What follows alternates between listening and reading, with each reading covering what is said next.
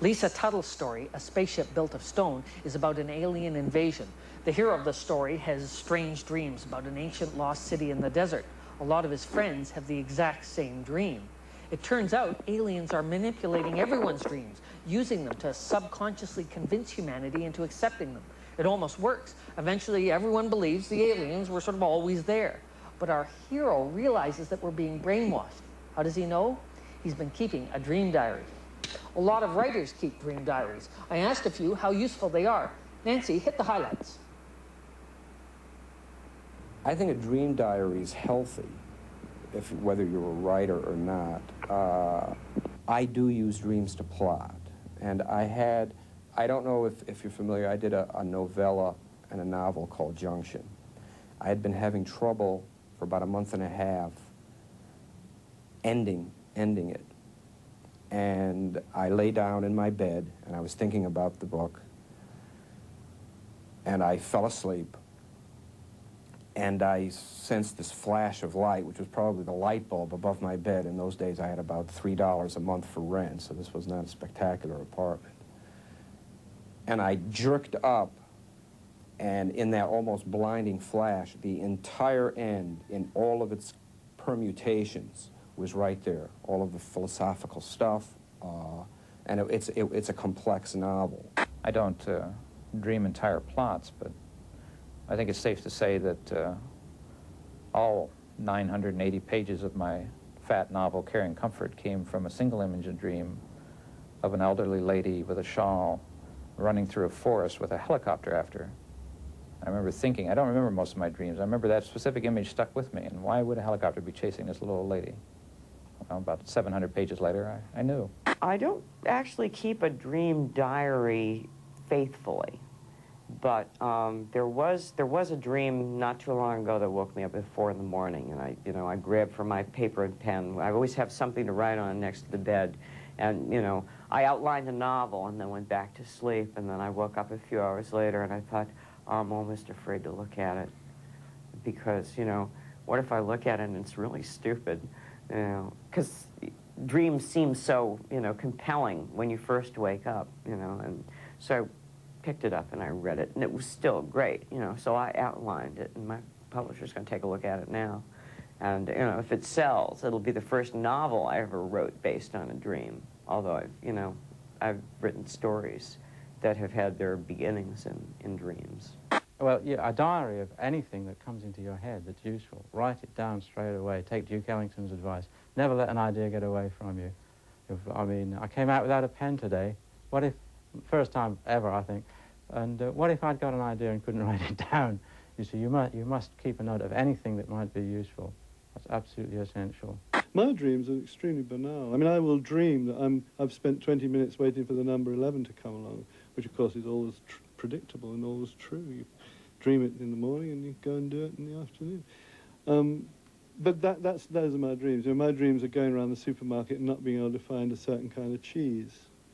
I really have the most absolutely banal dreams. So I think of dreams as being something very banal and nothing to do with real life, and not as interesting as real life. It's a peculiar. I think if you make a business of selling your dreams, you're dredging up everything. You've got nothing left to, in your subconscious. I don't know. It's always struck me as being odd, that, but I do have extremely boring dreams. Michael Moorcock dreams about buying cheese? Michael Moorcock, author of stories like Behold the Man, where a time traveler has himself crucified in Christ's place, or his series about the bloody adventures of the red-eyed albino warrior Elric, or the final program full of decadence, corruption, and violence. He dreams about buying cheese? I bet it's head cheese. Actually, I keep a dream diary. Every morning, I dictate my dreams to Nancy. And then the weirdest part, Liz Taylor was marrying a construction worker at Michael Jackson's house. And I was there, back on Earth, and my date was Lisa Simpson, only she was made out of ketchup bottles, so when you squeezed her, Mayor McCheese was running for president against Dan Quayle. And I was there, back on Earth. This is damn fine coffee, Nancy. Give me a slice of your cherry pie, would you? With Mark Garneau and Mila Mulrooney and Gumby. and they invited me onto the space shuttle, and then we flew back to Earth. So I said, beam me down, Scotty, and he did, and then suddenly I was back on Earth. Dream diaries may be helpful, but writers don't dream up a whole story, wake up, dash over to the typewriter, and spew out a 600-page novel. The painful process of crafting science fiction stories is detailed by Brian Aldiss in his book, Bury My Heart at W.H. Smith. A friend faxed me up a few chapters. Here's one where Brian Aldiss talks about dreams he had in his childhood. In one dream, I lay helpless in bed, knowing that a deity stood at the other end of the corridor, beyond my bedroom door. That deity was after me, for a reason of its own. It had merely to run down the corridor and snatch me out of bed. It could run infinitely fast. It started running with a machine-like motion. The distance of the corridor was no distance, yet it was also infinite, a terrifying corridor, at least as dreary and forbidding as the deity. This contradictory visitant I was forced to await, powerless, prone in bed, over several years intermittently, though he never troubled me once I left that room. So naturally, when I talked to Brian yesterday, I asked him about dreams. I wrote a novel, a contemporary novel, 5 years ago, called Forgotten Life. And I didn't know how to start on that novel. And then one afternoon, I was walking in my garden, and I thought of the old Descartes maxim, I think, therefore I am. And I saw that there was an addendum to that. I think, therefore I am. I dream, therefore I become. That was what I needed on the title page.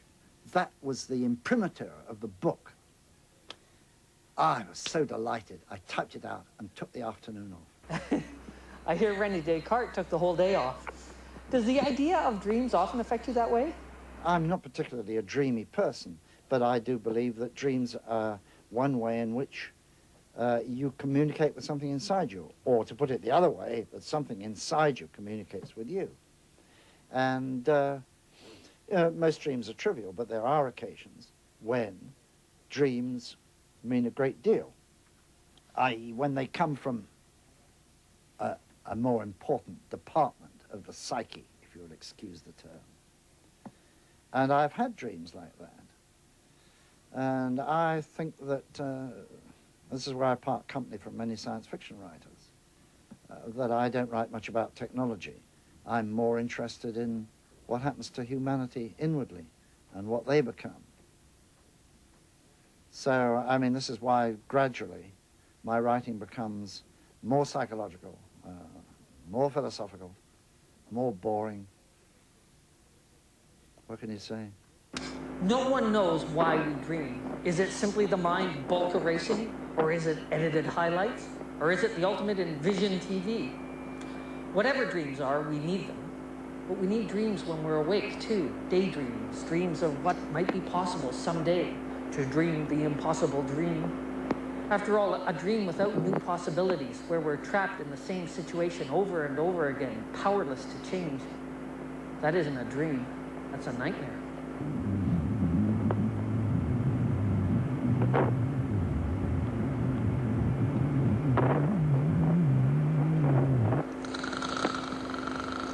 Hi, Gumby. Take me home, Pokey.